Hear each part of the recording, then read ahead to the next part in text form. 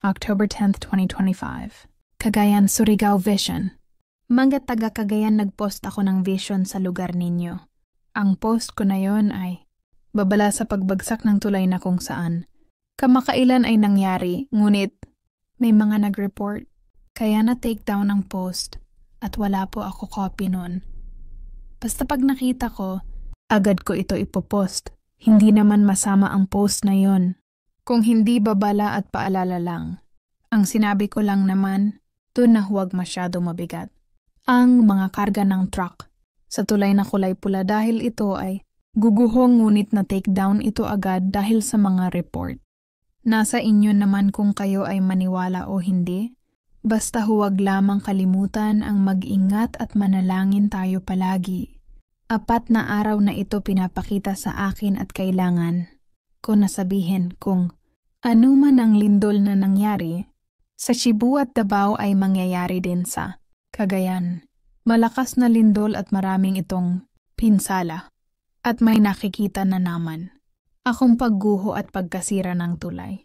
May mga poste na bumagsak at sunog. Maging handa lamang. Ang lahat at huwag makalimot. Ang manalangin palagi. Surigao yayanig ang 3 malakas na lindol at ang 2 pagyanig ay sa oras na tulog ang marami. Maraming nasawi dahil malakas ito. 1 sa araw at 2 sa gabi, gaya. NG sinasabi ko noon pa isa ang Surigao sa makakaranas ng tsunami. Hindi ko po lahat pinipilit na maniwala. Ang mahalaga ay naging mag-ingat ang lahat at huwag kalimutan ang manalangin palagi. Maging handa ang mga taga Surigao. Dahil mas malakas ang lindol na dadanasin nyo kumpara sa Cebu at Davao. Mas malakas ang iyak na nakita ko. May mga bangko at simbahan na masisira sa lakas ng yanig. Walang may gusto na mangyari ito lahat ngunit nagbago na ang mundo natin. Kung karamihan sa atin ay alam magpahalaga sa mundong ating kinalaglagyan at pagpahalaga sa kalikasan ay hindi. Ganito katindi ang dadanasin natin. Mahal tayo ng Diyos kaya may babala siya sa atin. Tawagin natin siya na tayo ay gabayan. Maging maingat at handa. Manalangin po tayo palagi sa Diyos Ama. Kung maaga pinakita ang mga pangyayari dahil gusto niya lang tayo ay mag-ingat at maghanda. Magdasal ang lahat at magbago. Magkaroon ng oras para magdasal. Yan ay kung naniwala kayo na may Diyos amang makapangyarihan. Taong 2019 pa pinakita na sa akin ang The Big One at halos taon-taon ko pinaalala.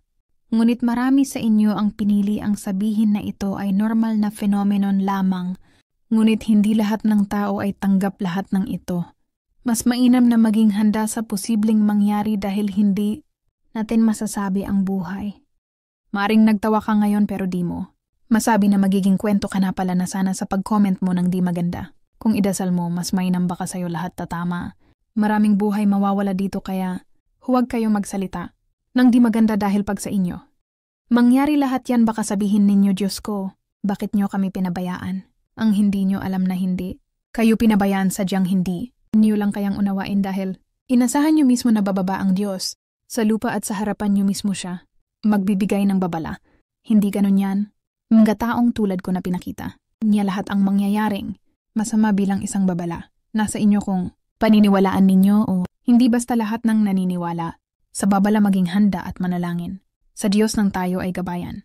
Sa mga taong normal lang sa kanila, ibig sabihin tanggap nila ang mangyayari.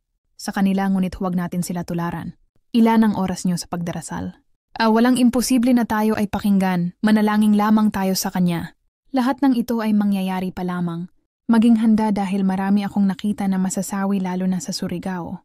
Kahit sabihin pa ninyo na normal lang, lahat ng yan hindi lahat ng tao ay handang tanggapin ang salitang normal lang yan. Dahil hindi biro ang mawalan ng tirahan at mawalan ng mahal sa buhay.